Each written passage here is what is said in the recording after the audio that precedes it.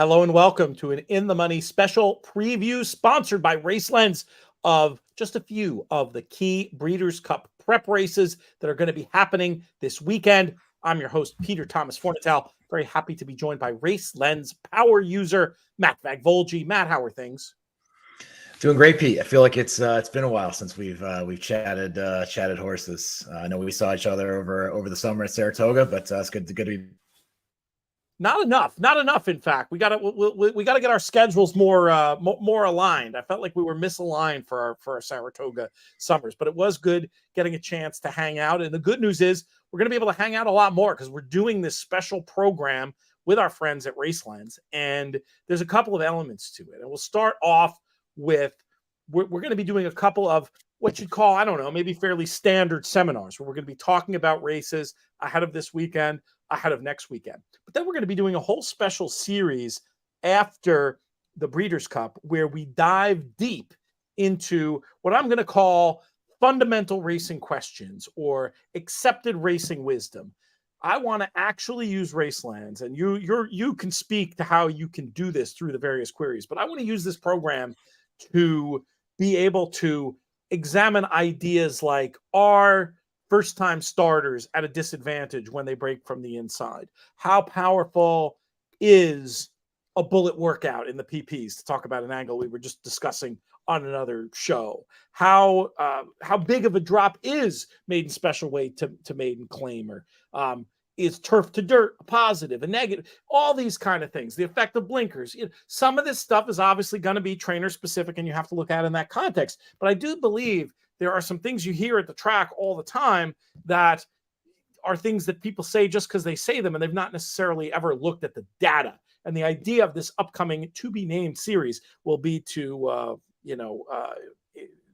check out some of that stuff, for lack of a better word, to interrogate those questions. Yeah, I think that's how I've gotten into using Race Lens so much, is testing some of these theories, right? Trying to put some of the data behind what you hear at the track, what people tell you, the always do this or never bet this. Yes. And, in my line of work, what I do for a living, it's my job to be to play devil's advocate all the time. So that's kind of how I've gotten interested into this. And to be honest with you, it's helped me be a better horse player. Help me be a better advantage player overall, I would say, when you again, just using data to drive all of your opinions, but to use it as part of the process. I have like a portfolio view of, the qualitative stuff, the handicapping, the watching races, to then the quantitative side of it is using basically, machine learning algorithms to help you get statistics and help you find opportunities to then use that qualitative brain power to look at it deeper. So I think it helps you organize a bit better, but it also, again, I do enjoy this. So it's that I love going down rat holes with and something I'm wanting to do. So looking forward to seeing the questions that come in and different ideas that come in to take a look at and research. And that's the thing I want to put out there is we want to crowdsource this. We want to know what you want to know. We won't be able to get to all of them, but we'll be able to get to a sampling. Now, it's going to be tempting just to pop them in the comments here. I'll tell you right now, if you do that, they're probably going to get lost. The best way to get us stuff that we can put as part of our series upcoming for our friends at Race Lens, send me an email. And the best way to do that is through the contact page over at inthemoneypodcast.com. That goes directly to my personal email. I'll keep a file, and we're going to use your thoughts and our thoughts, and we're going to try to come up with something cool.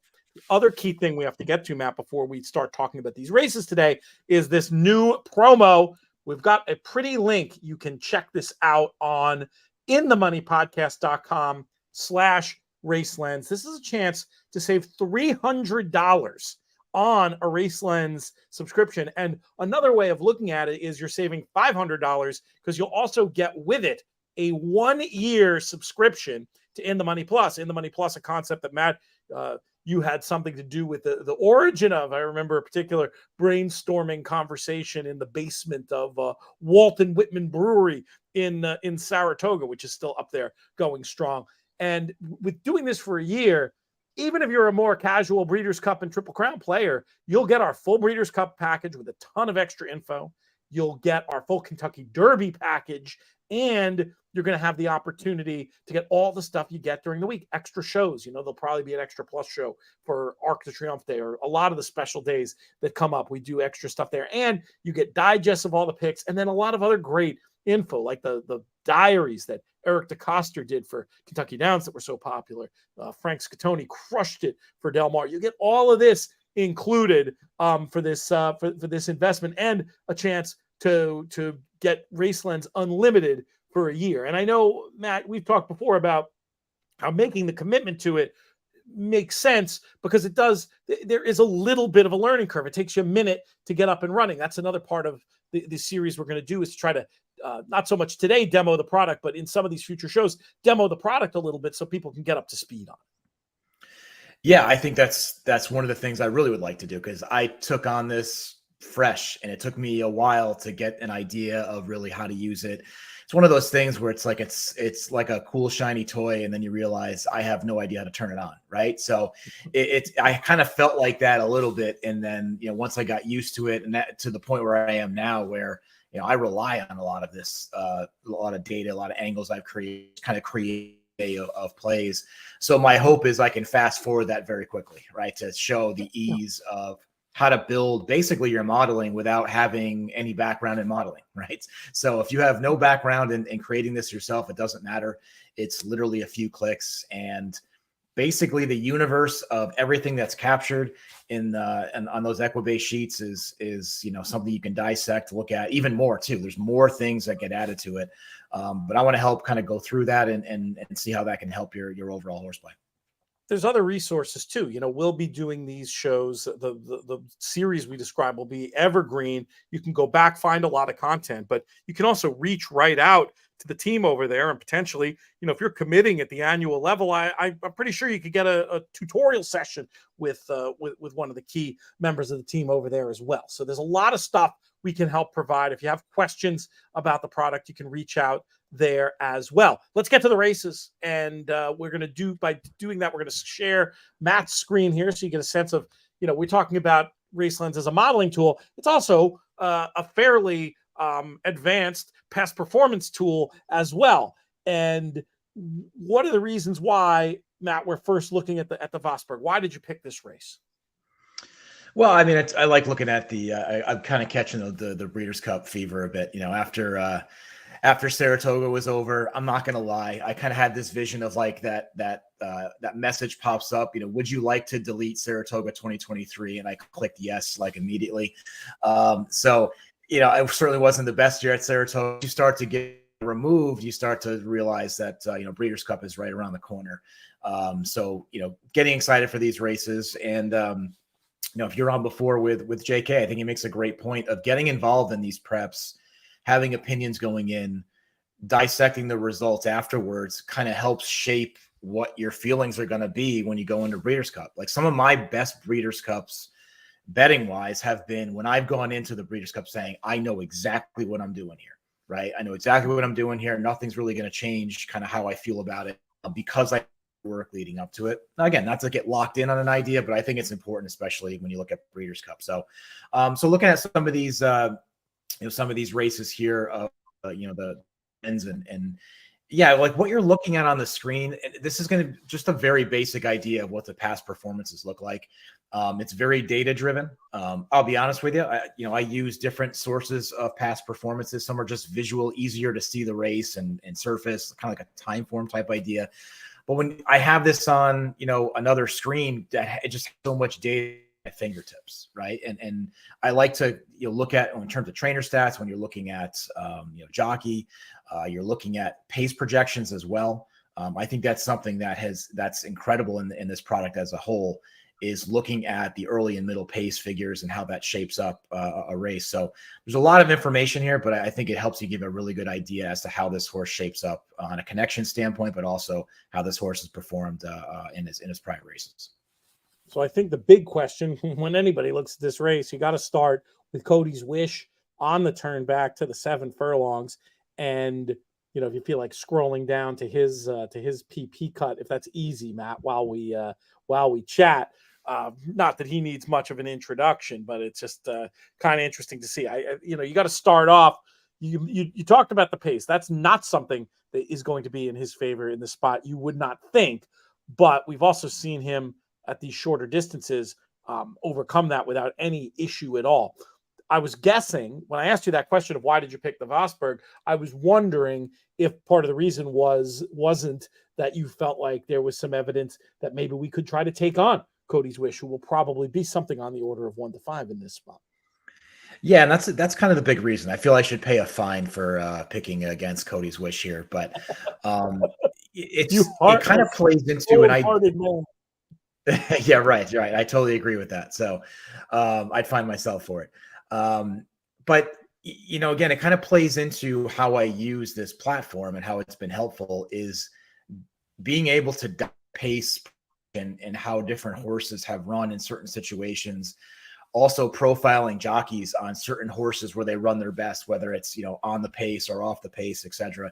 You can really look at any of that stuff, right? So that's kind of what draws me to a race like this, because I do feel that Cody's Wish will be a little bit pace compromised. And I think, again, not comparing what you just watched, if you're on Horseplayer Happy Hour, watching the last race that you showed there, I mean, at probably 3/4 of that race, you probably felt that race going to fall apart, right? When you're on the dirt, again, it's been extremely difficult, even dirt routes as well. You've got to be up on the pace, right? So that's kind of how I formulated coming into this idea here of looking at an alternative.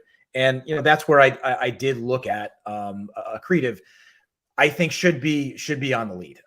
Again, I have my own pace projector. You look at, Timeform, even Racelens has their own pace projection, which I can show you as well.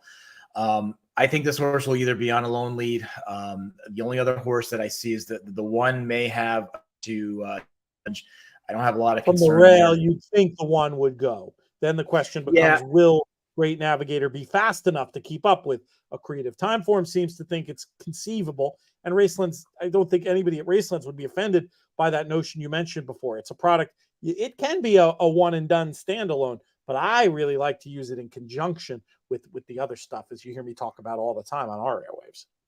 Yeah, no question about it. Again, you're looking for, I always say the best way to create a genius is ask a bunch of people the same question. So the same idea when you're using different sources of information to see if there's any consistency, if there's any differences. If there are, you can see why that difference is there and then make your own decision, right? Again, it goes from the quantitative to the qualitative side where you're ultimately making that decision based on the information that you have.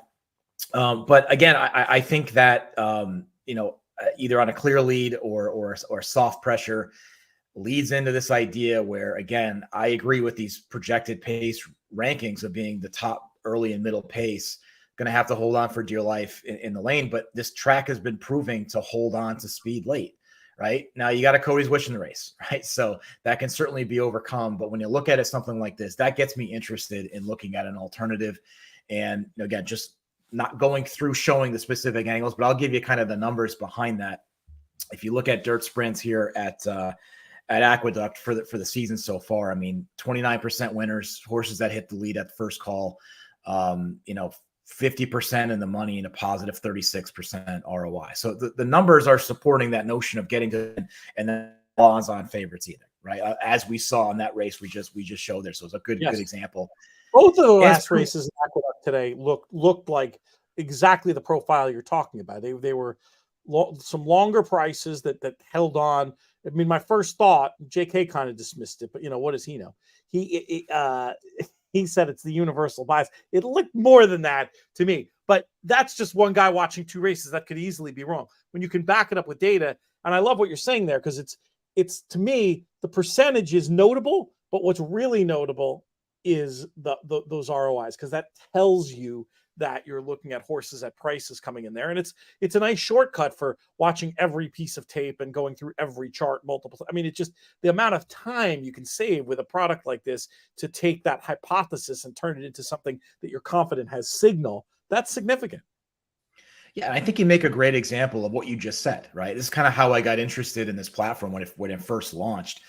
Was I'm watching races, I'm noticing something, and I'm asking myself, well, I wonder if there's the extreme bias to the front end dirt sprints, right? Or it could be something that I automatically would take of like, well, I'm just going to bet everything on the front end.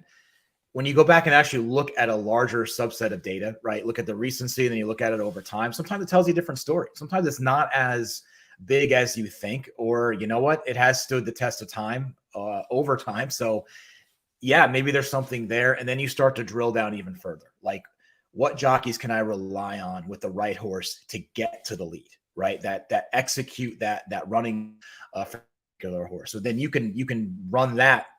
You can run that model. Tools within the program. Yeah. Yeah. When you do that, you analyze by jockey essentially. Like, is that how you would do that?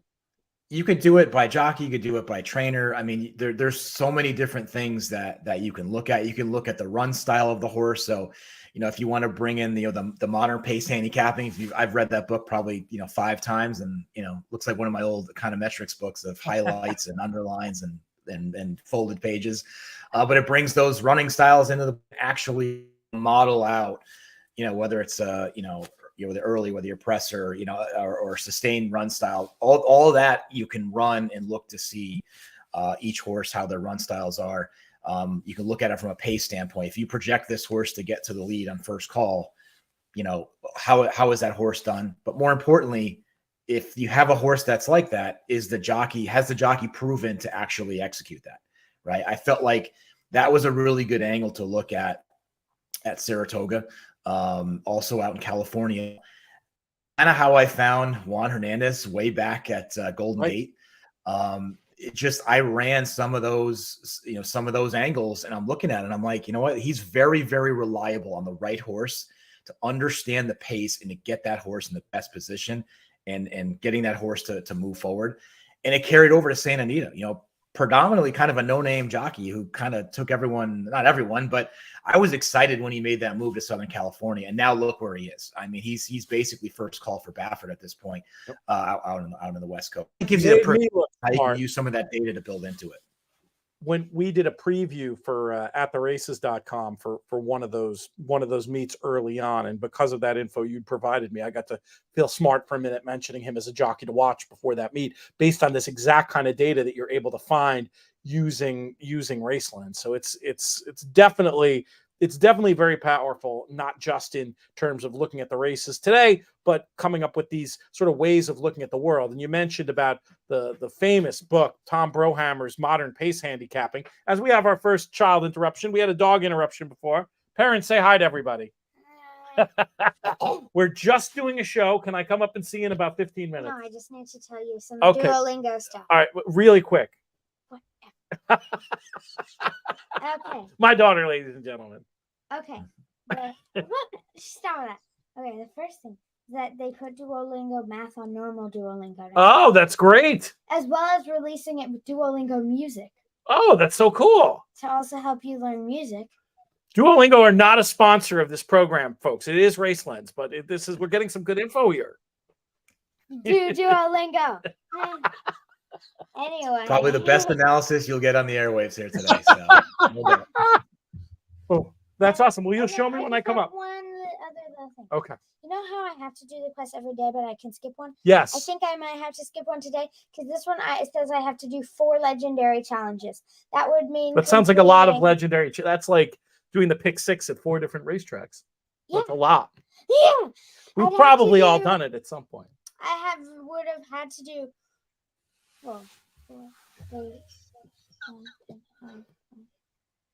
We're going to teach you about dead air soon, parents. I'd have to do 6. That's the next broadcasting lesson. I have to do 16 different lessons. That's a lot.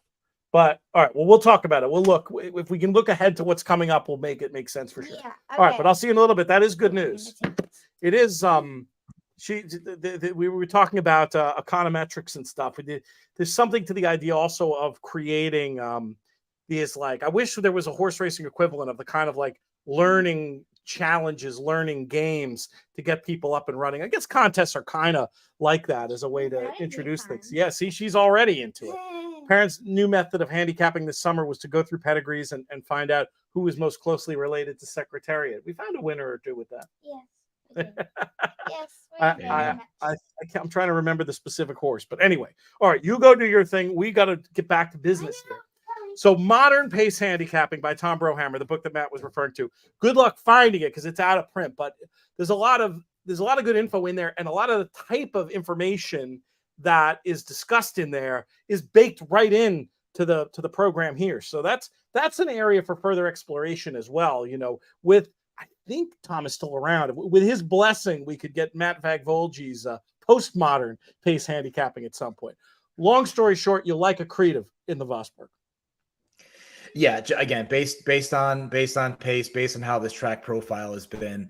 Again, also looking at IRAD is successful on these types of horses. So to go into that idea of, can we get, does IRAD put this horse in the right spot? I mean, he's proven it to do so, not only in the short term, 33% winners, but also if you look at over 5 years, so we're looking at a 500 race subset, 30% when his horses hit the lead at first call with sprints at Aqueduct. So again, that's how you drill down a little bit. We're going like kind of on the very, very top, the very, very kind of basic idea, but just to give you some how this works, some of this data to drill in a bit deeper and how to arrive at a conclusion like this. So just kind of give you an idea of how I ended up here, track profile, but also looking at connections and what to expect out of the gate. The IRAD stat you mentioned, you can figure out what you must establish a baseline, right, to know what the average rider's percentage would be, or what is the average wire to wire? Is it something like 18 or 20? I'm making that up, but I assume you have some sort of control for it. I think 30 is a significant improvement over whatever the control must be. And I assume that's the type of logic you use when trying to find these things. What would it be on average? What does this person do that's better or worse than that average? Exactly. That's why you can start very broad and basic. Sometimes I won't even go by track. I'll just look at it. Give me dirt sprints, first on the lead at first call, and then you start to whittle down, because what you can do in Racelands, once you run that angle, you can actually, there's a details tab. When you click on that, it gives you all hyperlinks to every single race that meets the criteria. So you can select those and see from the sheet exactly what happened. And just on the view there, you get an idea of the horse, off odds, jockey, trainer, pedigree, dam sire. You get all the information right on one page. So it just helps you start to formulate some more. Now, again, you're at risk of overfitting, which is something we'll talk about. But again, it just gives you an idea of, can I find something else in a very broad statistic that many might know that's pretty simple and straightforward? Can I drill down on something a bit different that might not be as obvious? So that's kind of the idea, how you walk through that sense and you drill down to something more smaller.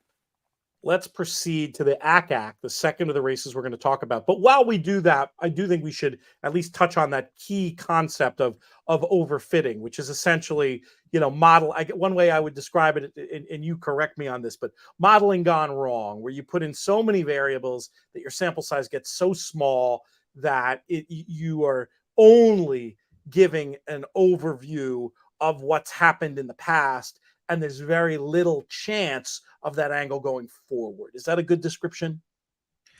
Yeah, it's basically, you take a subset of data. You can do this with anything, right? And you start to look at like the exact moments or exact connections that have worked for a few times.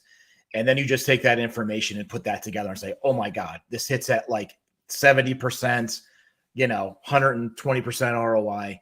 But it's happened so infrequently, and just the variables that have gone into producing those types of you've used.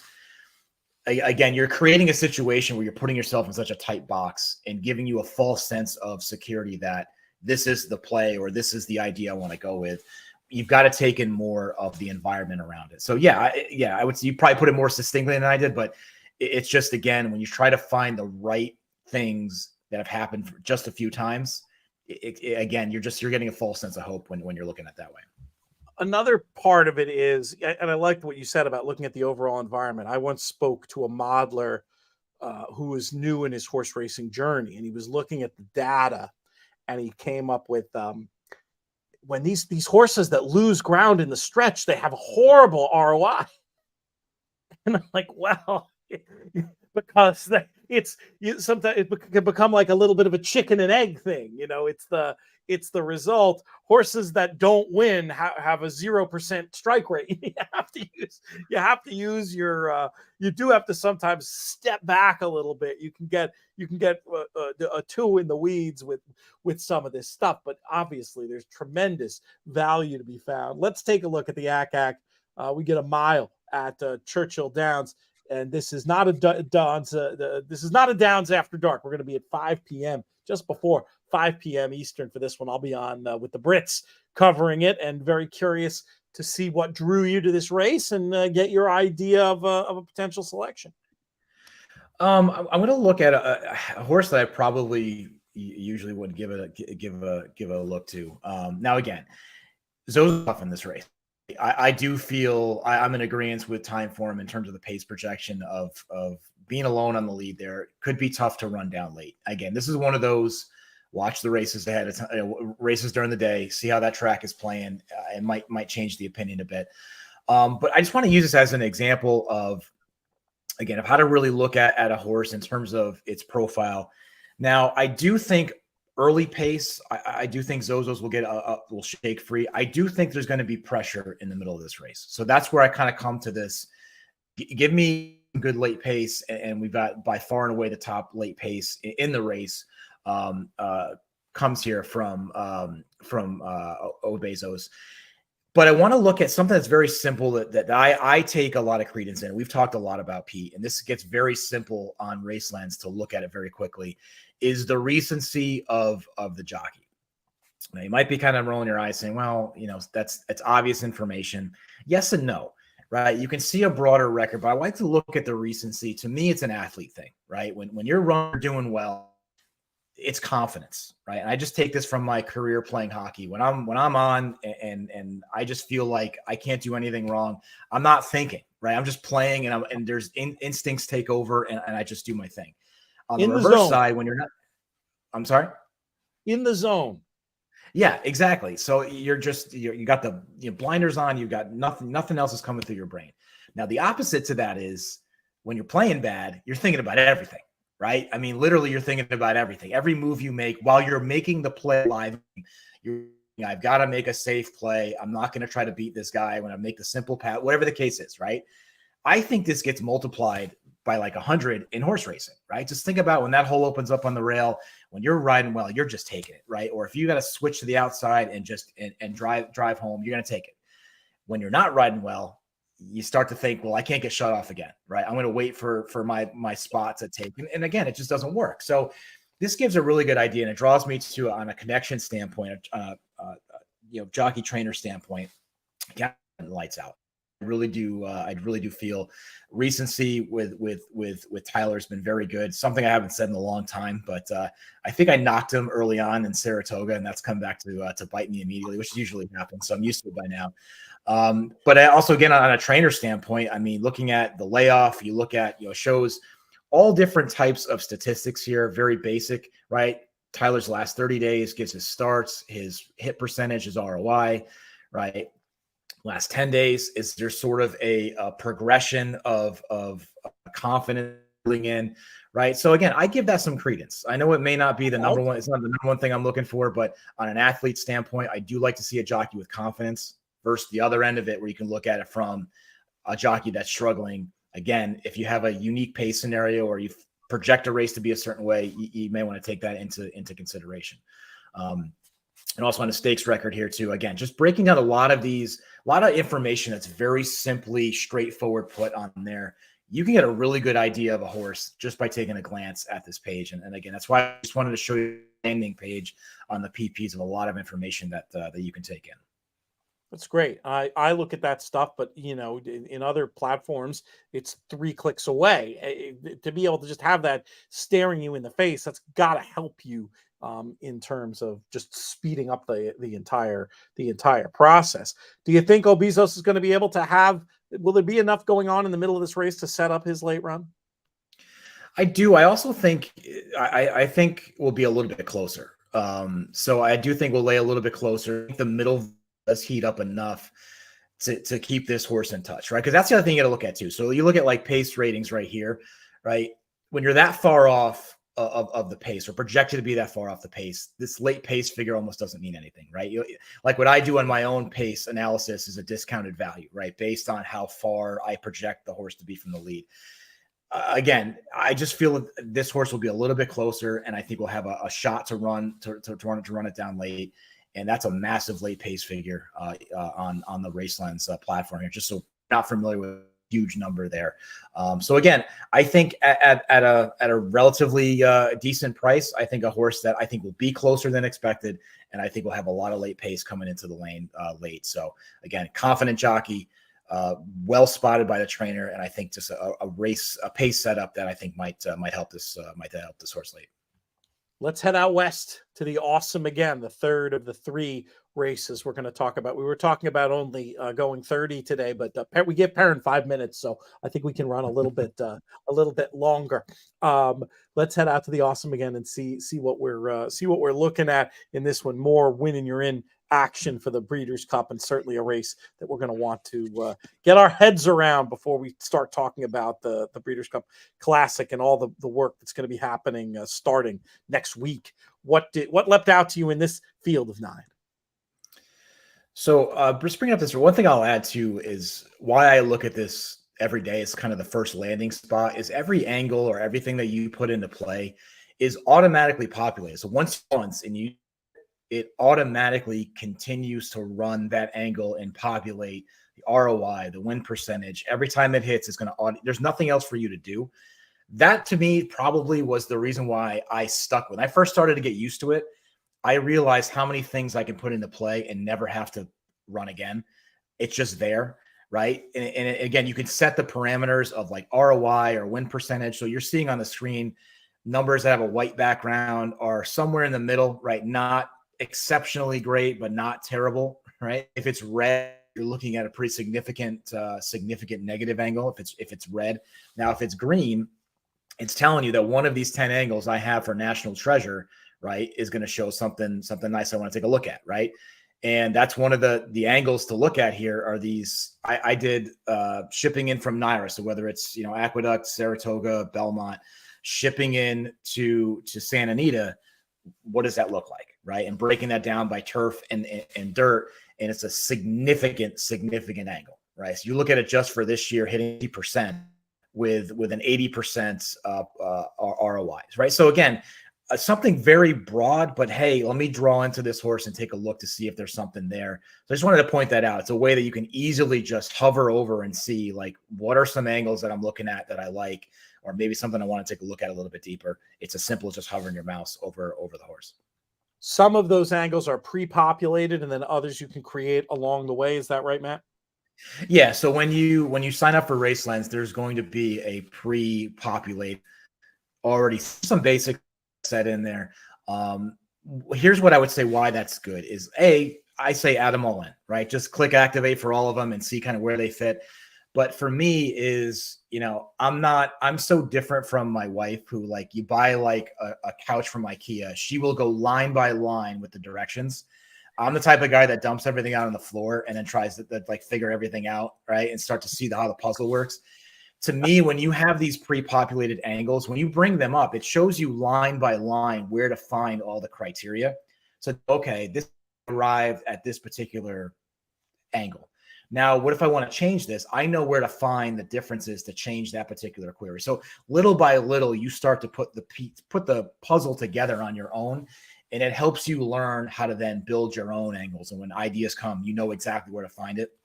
That's the stuff that I will certainly walk through. And again, if you have questions on this stuff, reach out. People reach out to me all the time on Twitter of saying, hey, I'm trying to run this angle. Like I can't really figure it out. Or here's the idea I'm looking at. And I'll send a screenshot of how and sometimes I get ideas, to be truly honest with it. And that's what I'm looking forward to on the kind of crowdsourcing this is getting some really good ideas to research. But yeah, so again, it just allows you to kind of dissect and look at those with those samples to kind of build your own. Yeah, terrific description there. Now, so when you go and look at this race, did that standout stat for National Treasure, did it bear out when you were looking at the race? You think this could be a play in here? Yeah, I think this is going to be again a little bit of taking a little bit of a shot, but there's, we mentioned Juan Hernandez before. I mean, again, that simple basic landing page here of looking at jockey and trainer. Again, when they hook up, I mean, they're hitting at 36%. Juan's been riding lights out, continues to ride lights out in Southern California. When these guys team up, I also think when you look at it from a jockey change standpoint as well, I think that Juan's going to put this horse in the right spot. I think we'll be just off that pace, and I have confidence in do that, right? So that kind of leaves me all right. So I like that point already. So I'm going to look at this horse a little bit deeper. And I just think, you look at the last couple of runs, again, I think, short rest off the Preakness into the Belmont, and then getting an off track at Saratoga. I think this horse could get the right setup. I think it's set off the pace. I think has enough close in this race to get it done. Now, I do worry about another loan taking control of this. That is something I've seen and it's held up at Santa Anita. But again, hopefully we can get a little bit of pace pressure here. I believe it's Standout Andy. I project to have a pretty clear lead. And I believe that's the same as time form. Yep. But again, slow down Andy. Yeah. Yeah. Yep. And I was curious what, Defunded's best races come on the lead. Is there a chance, he doesn't look fast enough anymore, but the Glory Days run from him or Team Tactics, perhaps, you could see maybe him going and National Treasure just stalking too. That's something that popped into my head. Yeah, it could be, because that's what kind of plays into the change of that pace dynamic of trying to hustle that horse out, because that's where we've had success, right? You see that of like, listen, get to the lead at all costs, right? Let's just try to get to the lead. If we get to the lead, we have to work for it. So what? It gives us our best chance to do that. So I'm kind of handicapping it in a way for that to happen. I don't know if the speed is still there to actually make that happen. And I think that's could happen. And it puts, to me, I think it puts Juan in a perfect spot, sitting right off the pace. And I think National Treasure is a big shot in this race. And again, I think you're going to get a decent price on this horse. Again, if there's no pace in this race, you're probably ripping up tickets when they hang the half mile. But I think with a little pace pressure, this horse is going to be sitting right there and able to pounce. So again, I love the jockey change to Juan. When these guys hook up, when Baffert and hook up, I have confidence the horse will be in the right spot. And I think this horse got some late kick to stalk the pace and get it done. I'm guessing there's some positive buzz on Defunded in terms of workouts. Looking at the tab, I mean, Baffert's always worked fast, but California, the morning line is generally pretty much in tune with workouts. And for Defunded to be listed at 2-1 tells me the horse must be doing well, and makes me think that they will be out there on the lead, and National Treasure could just be in that perfect stalking position, because Maldonado can be aggressive down at the inside. It just feels like they're going to have to be, and I think the chances of National Treasure out finishing that one are not bad at all, given the way that with how Defunded's run recently. If he's going to expend that much energy late, will he be able to hold off National Treasure late on? I'm not sure. I think it's an interesting idea if you can get something on the order of 4-1. Any other thoughts on this one, Matt? No, again, I just think just doing a kind of a basic idea of how to take in a lot of this data and start to formulate opinions, and then start to look at the handicapping side of it, kind of give everybody what we'll look. Or kind of diving into a lot of these ideas and start to research and look to see how to use this and how to make it beneficial for your day-to-day handicapping. Again, not to replace your handicapping, it's how do we use data in the smartest way possible to complement what you're doing. And I can say this from experience. I went from a very average player to really raising my game when I started to use data in my favor and started to add that into the process. Terrific stuff. Let's look at our promo offer one more time for folks who may be joining us halfway or just need a reminder. Craig, if you want to switch that, if we can remove the screen share and put that up one more time. Maybe I can do it from where I'm sitting. So there you go. You're looking at it.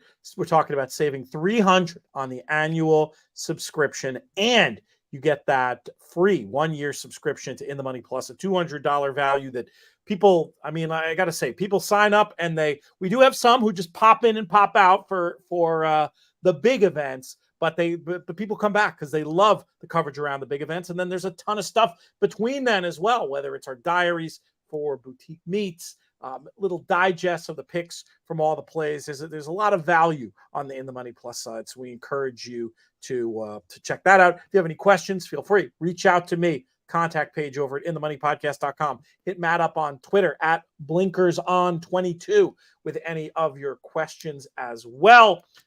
Very excited to be doing another show very similar to this one next week, and then we'll get that evergreen situation going as well. So we're going to leave it there. We're going to thank our friends at Race Lens, especially Rhonda Norby. Always a pleasure to work with, but the whole team over there. Ella Starr does a great job. Love hearing Christina Blacker talk about the project. Scott Coles, that crew is actually going to be back along with Mr. Ice Cold himself, Dave Weaver. They're going to be doing a special show as well next week on these on the Equibase channels. We'll be promoting that as well over on the In the Money side. You're going to want to check that out. Check out the show that we do. Maybe we'll do same bat time, same bat channel. Matt, if you're game to look at the 5 o'clock on Thursday, we'll do that production meeting outside the show, though, for our friends at In the Money and Equibase and Race Lens and Mac Vagvolgyi. I'm Pete Fornatal. May you win all your photos.